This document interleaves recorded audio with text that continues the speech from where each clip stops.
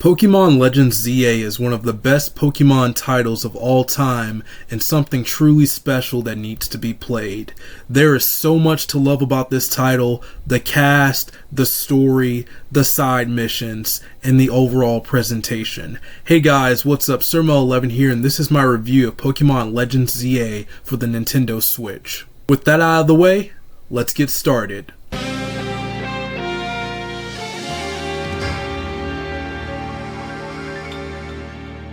The story. The story starts with your character Paxton or Harmony arriving at Lumiose City. Your character ends up joining Team MZ, a team of trainers who work with AZ to handle the rogue Mega Evolution problem in the city. Pokemon have been Mega Evolving on their own without a trainer and causing problems in the city.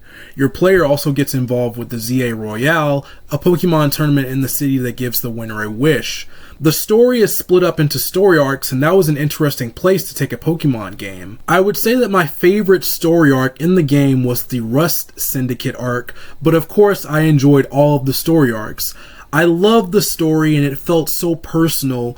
Part of that love also goes to the wonderful cast of characters in the game.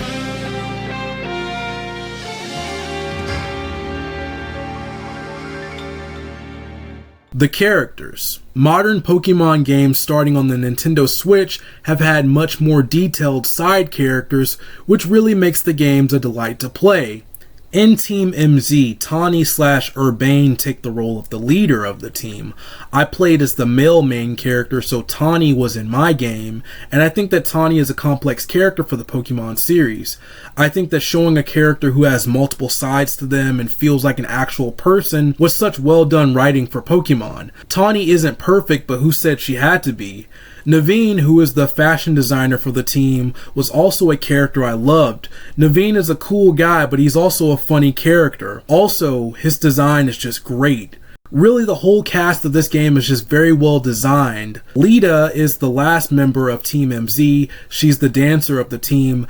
As I mentioned earlier, AZ is returning from Pokémon X and Y. He works with Team MZ. Without spoilers, it is probably best to play Pokémon X and Y before playing this game, or at least be familiar with the story. I highly encourage that. I think that this game knocked it out of the park with the characters because I just talked about the main cast, but I find myself wanting to talk about all of the side characters.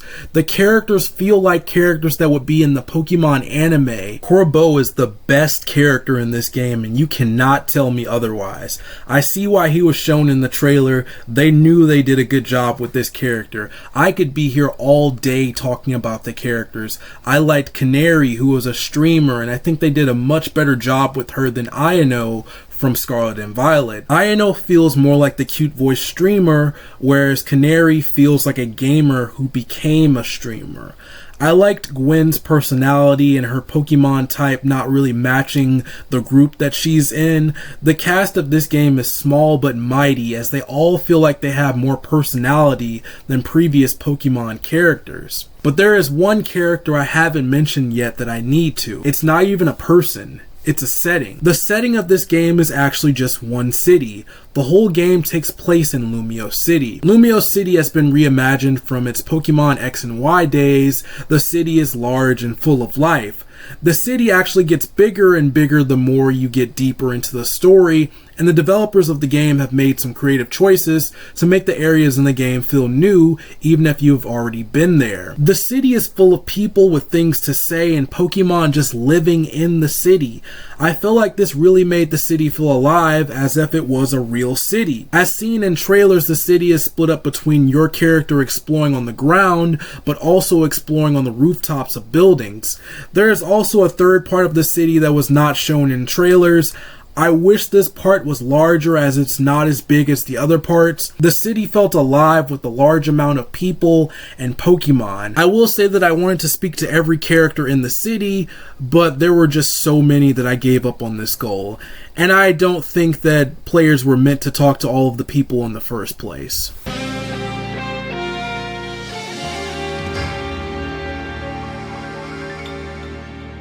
The Pokemon. Pokémon Legends Z-A introduces 26 new Mega Evolutions in the base game, and I thought that was a pretty good amount that gets the job done. As far as the designs go, I wasn't the biggest fan of the new Mega Evolutions, as I felt like the designs didn't change that much for many of the Pokemon. Some of them felt like the base Pokemon just got extra body parts added on. I didn't like the Mega Evolutions for the starters either. They look pretty simple to me. I feel like Mega Evolutions shouldn't look so close to the base Pokemon. Even if I was so-so on some of the designs, I think it's great that Mega Evolution came back.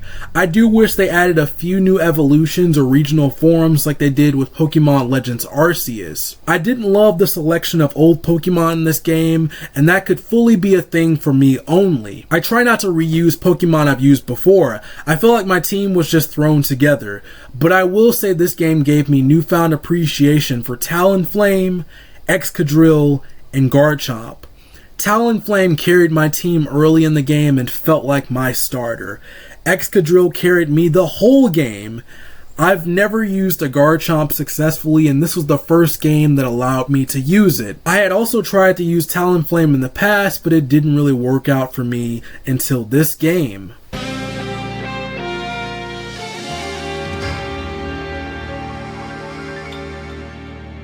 The gameplay.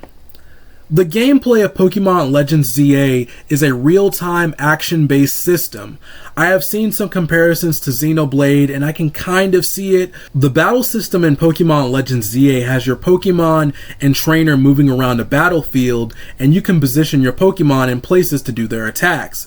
Due to the battle system being different, your moves are on a cooldown after you use them, and some moves work differently, such as spikes, actually being spikes on the ground that your Pokemon can walk into. A move like Protect does not block every attack now. The battle system was cool at first, but if I'm being honest, I was not the biggest fan of it. It felt like it took longer than regular turn-based Pokemon battles. I also felt like for most of the battles of the game, I did not really need to move my Pokemon around to dodge attacks. I could just stand there as if it was almost a turn-based battle. That's not to say the battle system can't be difficult. Some battles were harder than others, but for the most part, the main story was a breeze. At some points during the game, I was over-leveled, but I was playing normally and not doing anything extra. In addition to trainer battles, your character has to fight rogue Mega Evolutions, which are battles that you could say are a little more Monster Hunter in nature. After finding a rogue Mega Evolution, you're transported to an area to battle, and the rogue Mega Evolution Pokemon are big and send out a variety of attacks. Some of these battles definitely can be hard, especially if your types don't match up. These battles were interesting because I had to come up with strategies for them. If some of these battles end up being too hard for you, the game lets you keep the damage that you've done to the rogue Mega Evolution Pokemon and then retry the battle with that damage still intact. This is a great feature for those who want to play and not struggle, and for those who like a challenge, they can try over and over again. The game also has plus moves for Pokemon without Mega Evolutions, so they can deal more damage to Mega Evolved Pokemon. While it was cool that Pokemon switched up the battle system, I just missed turn-based battling. There was another thing about the battle system where if you defeat a Pokemon, you have to retarget the next one your opponent sends out. I don't get why. Pokemon can also get stuck behind objects sometimes, but this didn't happen often. If a Pokemon is too far away, you can't target it and have to get closer. I wish there was a way to just directly control the Pokemon. It doesn't really seem like the trainer is needed in the battles. There is also the Z-A Royale, which is the big tournament in the game. The Z-A Royale has you battling trainers at night and collecting points to reach your next major opponent in the tournament. If you defeat them, you go up in rank. This system can be a bit of a grind, but I think it was satisfying. There are also cards that you can collect that give you more points if you do the goals on the cards. Catching Pokemon is similar to Legends Arceus, where you throw Pokeballs at Pokemon in the world. You can also attack them, and you can even catch Pokemon that have fainted, which is really cool and like the Pokemon anime. It's not a guaranteed chance, but even having it in the game is awesome. You can also catch specific Pokemon in areas spread out throughout the city called Wild Zones. The Wild Zones are small areas in the city where Pokemon live. These areas are small as I just mentioned, but that's on purpose and I had no issue with them. The map is full of side missions that you unlock while playing the game. These are marked with an exclamation point. I really enjoyed these as they felt like episodes of the Pokemon anime. I could see Ash and his friends having a whole episode based on these side missions. The missions could be about a Pokemon being stuck in a tree, a Pokemon misbehaving, someone wanting you to help them evolve a Pokemon, helping two people decide who's better between two Pokemon, and much more. I think that you should do the side missions as they come to you, as they are definitely meant to help you, especially early in the game, by giving you access to Pokemon. There's over 100 side missions in the game.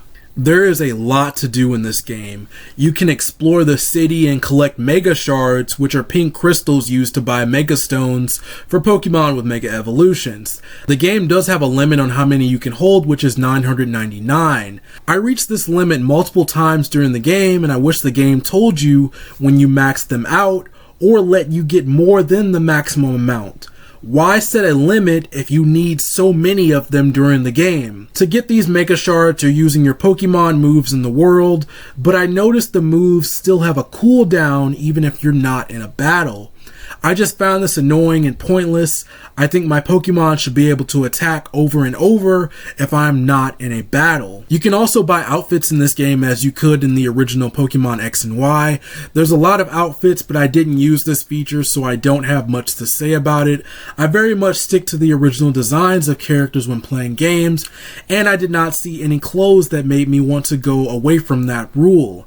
In the original Pokemon X and Y games, I did wear the Pangoro hat, but I didn't see that hat in this game. The overall gameplay loop for this title was pretty addicting, as you can explore the city and catch Pokemon, do the Z-A Royale at night, get further in the story, and repeat.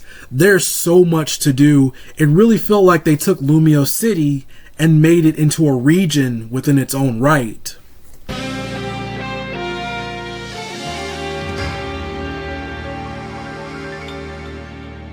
The online system for this game is a free-for-all battle with the game's battle system. I played a few rounds of this and it was cool at first, but that coolness kind of faded for me. For the online battles, 4 trainers battle each other, and there are power-ups on the battlefield that can be collected. Pokemon that are knocked out disappear from the battlefield, and trainers have to wait a few seconds before choosing their next Pokemon. The winner is based on how many points they have. If you collect the most points by fainting other Pokemon, you win. During my time playing, I noticed that trainers from around the world can be pretty tough to beat. I'm looking at you, Japan. This mode also serves as the way to get additional Mega Stones. If you reach a certain rank by the end of the season, you unlock more stones. Originally, it took more than a few games to get the required rank, but people complained and complained, so now it only takes a few short games to get the stones.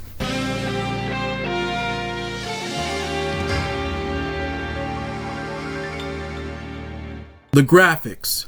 As far as graphics go, I thought this game looked very pretty. I was originally concerned with how this game would look since it looks like Scarlet and Violet's graphical style, not Sword and Shield. But this game looks beautiful to me. I had no issues with the models and I thought they looked great. The insides of buildings that you can explore also look great. I just spent my time looking around those detailed rooms. The game looked good on my TV and it looked good in handheld mode. The game also has very beautiful cutscenes that look like they put money into them. There's only a few of these cutscenes and they almost looked like a movie version of Pokémon Legends Z-A. Hopefully future Pokemon games just look like that all the time.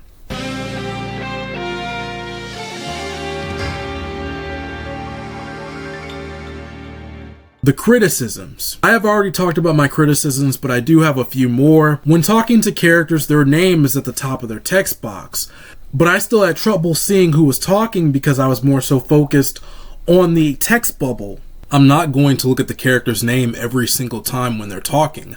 I wish these were color-coded or something. I felt like the circle map could have had options to make it bigger while still exploring like Fire Emblem 3 houses. Sometimes the map was too small and I had to use the big map.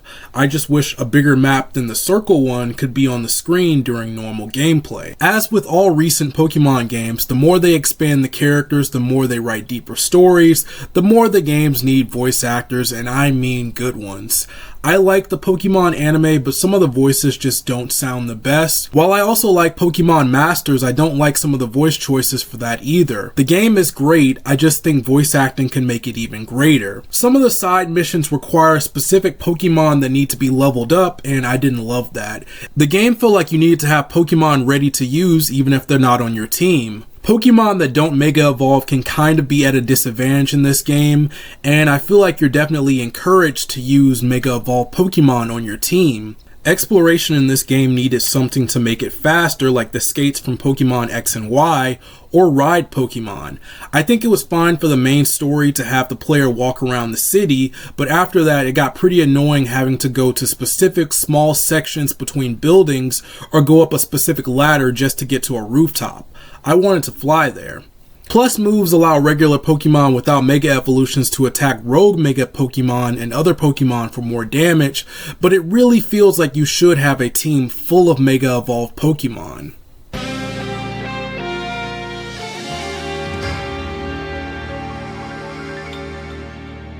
The positives.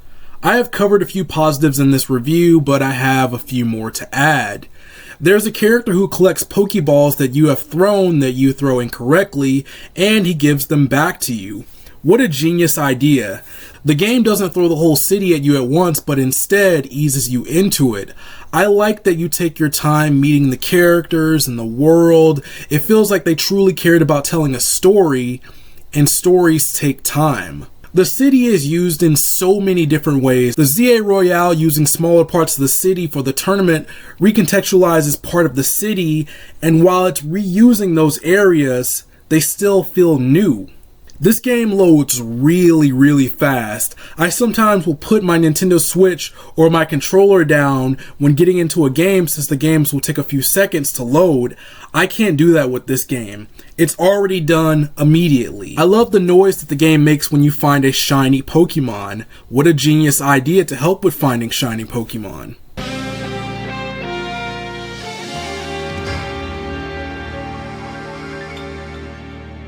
The conclusion. To conclude, what else is there to say? I loved Pokémon Legends Z-A. It is one of the best Pokemon games of all time, from its story to its great cast of characters. This game is full of content. Completing the main story took me around 44 hours, and completing all of the side missions that were left and trying to catch everything in the wild zones took me up to 64 hours. I was focused on the story, catching Pokemon, some exploration, and I only played online a few times. This was the longest Pokemon game ever for me. Scarlet and Violet were long games apparently, but I used a guide to play it in the proper order. There's a lot to do in Pokémon Legends Z-A. I do feel like the game could have been a little long, but when I felt that way, the strong characters brought me right back into it. I would say that I like this cast so much that I think I need a third Kalos region game. Pokémon Legends Z-A has really opened the door to what Pokemon can do in the future. Could we see a prequel to Pokemon Red and Blue, or a sequel to Pokemon Gold and Silver, a third Pokemon Black and White game? I want to see the cast of Pokemon Legends Z-A scattered across the Kalos region. Maybe they're gym leaders in the future, or part of the Elite Four, or maybe one of them has become the champion. While I felt like Pokemon Scarlet and Violet did all it needed to with its story and world, I could see the Legends Z-A cast going on more adventures. I think they can handle more story, and I would gladly welcome that. With each Pokemon game, you get a peek into the future of what Game Freak will do in future games. I could see the uniqueness of Pokemon Sun and Moon in this game. I can see the expansion of the rivals in Pokemon Sword and Shield in this game. I can see the maturity of Pokemon Legends Arceus. I can see the openness of Pokemon Scarlet and Violet. And of course, I can see the expansion of Pokemon X and Y. Pokemon Legends Z-A is a great game that I fully recommend. If you've played Pokemon Legends Z-A, please tell me, what did you think about the game, what did you think about the story, and what did you think about the characters? Anyways, that's it for me. Thank you so much for watching this video. I hope you enjoyed. If you like my content and want to see more, be sure to subscribe. Don't forget to follow me on Twitter and like me on Facebook. The links are below. I'm Sir Mo11. See you next time, and peace out.